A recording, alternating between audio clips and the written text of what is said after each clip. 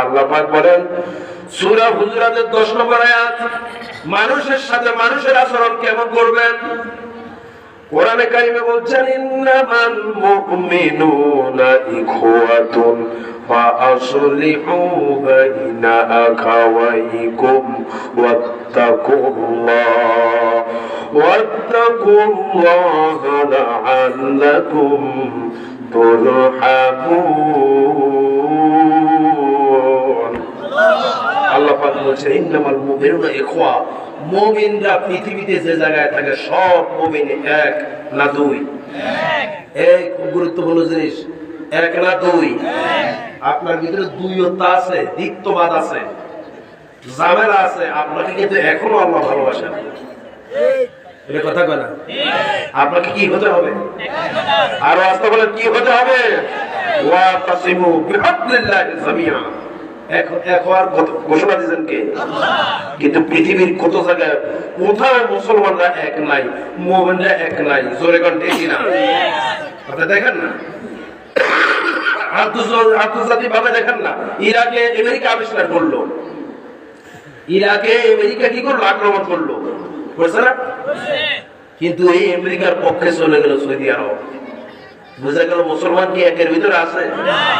একের ভিতরে আছে? আজও সারা বিশ্বে মুসলমানরা এক নাই। যার কারণে আমার ভাইয়েরা, এই ইহুদির বাচ্চারা মুসলমান যে জায়গায় দেখে ওই জায়গায় মানে। জোরে কোন ঠিক কিনা?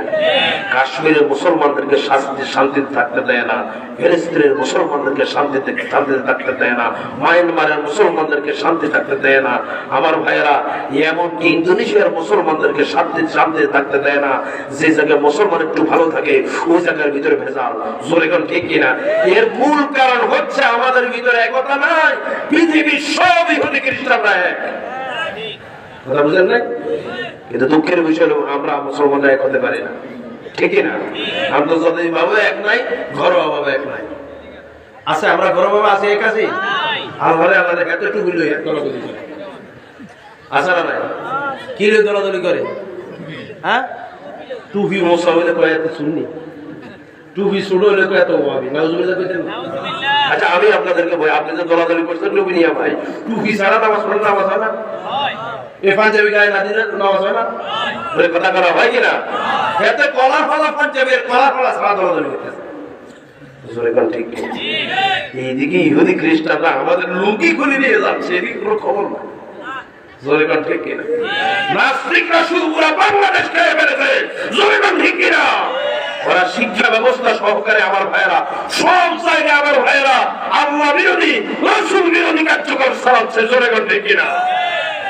আমার ভাইয়েরা, সময় এসেছে নাস্তিকদের দাঁত ভাঙা জবাব দেওয়া লাগবে। জোরে কোন ঠিক কিনা? নবী বিরোধী, আল্লাহ বিরোধী, ইসলাম বিরোধীকে দাঁত ভাঙা জবাব দেওয়া লাগবে। জোরে কোন ঠিক কিনা? আরে দাঁত ভাঙা জবাব হলো আল্লাহর দ্বীন কায়েমের মাধ্যমে দেওয়া লাগবে। জোরে কোন ঠিক কিনা? আল্লাহ আমাদের বুঝার তৌফিক দেন, বলি আমিন। আপনি কি দুই থাকবেন না এক থাকবেন? কথা করা, দুই থাকবেন এক থাকবেন? এক থাকবেন তো ইনশাআল্লাহ। একজোট হয়ে কোরআনের রাজ বাংলাদেশে কি করে কায়েম হয়, এই কাজ করা যাবে তো ইনশাআল্লাহ। কারা কারা পারবেন দু হাত তুলে আমার আল্লাহরে আবার দেখায়। তাকবীর, আরে তাকবীর। আল কোরআনের আলো, আল হাদিসের আলো, কোরআন সুন্নাহর আলো। নারে তাকবীর। আল্লাহ আমাদের হাতগুলি কবুল করুক, বলি আমিন। বিশ্বাস করেন আপনারা, আহলে হাদিস লইয়া দলাদলি করেন না, আহলে কোরআন লইয়া দলাদলি করেন না ভাই। কে সুন্নি কে লা সুন্নি কে ওয়াহাবি চিন্তা করেন না ভাই। আমাদের লুঙ্গি শেষ, লুঙ্গি চলে যাচ্ছে, আমাদের ঈমান লইতে লাফালাফি চলে যাচ্ছে। জোরে কোন ঠিক কিনা? ইহুদি খ্রিস্টানরা চতুর্দিকে আমাদেরকে ধরেছে।